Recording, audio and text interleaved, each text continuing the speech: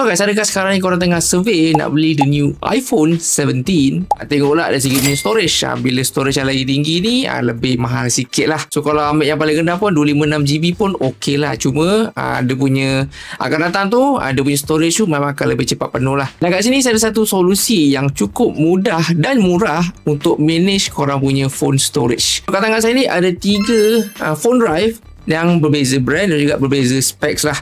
Tapi yang paling penting sekali, ketiga-tiga ni memang totally legit. Okay, legit produk.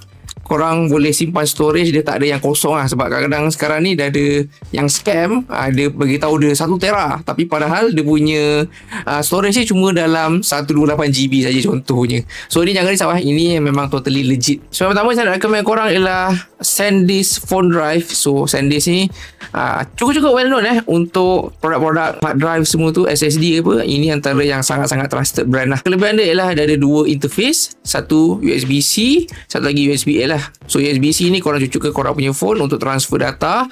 Tak kisah korang pakai iPhone ke, korang pakai Android ke, boleh guna juga, tak ada masalah. Dan guna USB-A ni untuk transfer ke korang punya PC. Dia punya transfer speed dia dalam 100 Mbps dan material overall buat pada plastik lah.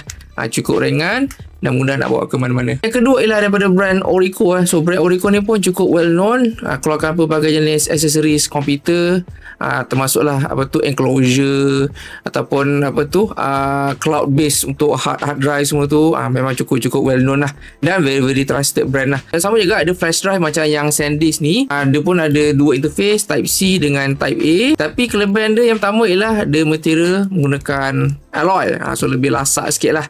So contoh kalau SanDisk ni plastik kan, senario contoh terjatuh, terpijak, ni possibility pecah tu lebih tinggi.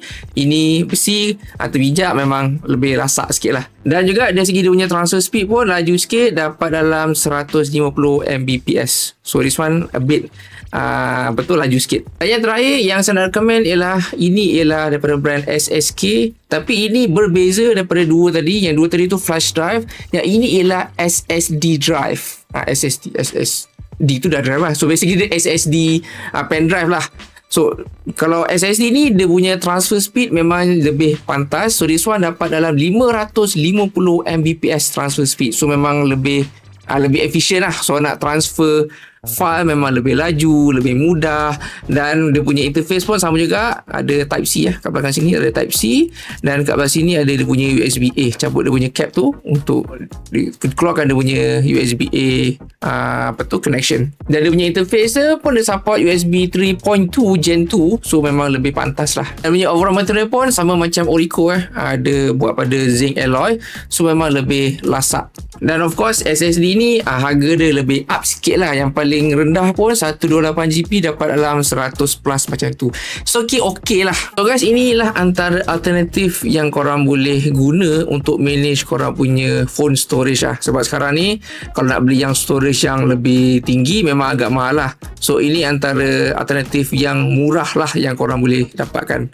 Tambah pula, ini bukan sekadar untuk korang nak manage korang punya phone storage, korang pun boleh guna ke device yang lain jugalah. So guys, kalau korang berkenan dapatkan antara 3 pendrive ni, korang boleh pergi dekat link di bawah lah. So guys, that's all for this video. Hope you guys enjoyed. Don't forget to like, follow and subscribe Zaifan channel, and I'll see you guys in the next video.